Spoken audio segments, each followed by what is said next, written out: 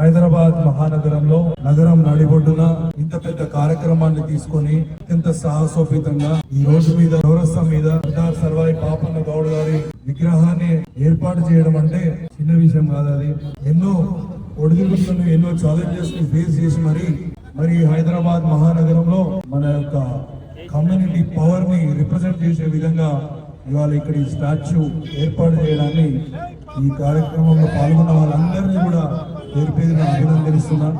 పాపన్న గారి చరిత్ర గౌడ జాతి పుట్టిన వాళ్ళందరికీ కూడా తెలిసిన విషయమే.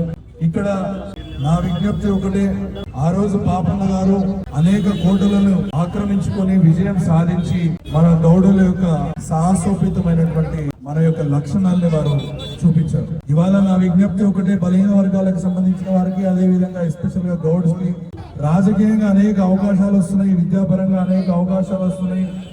వాటన్నిటిని కూడా అందిపుచ్చుకోవాలి.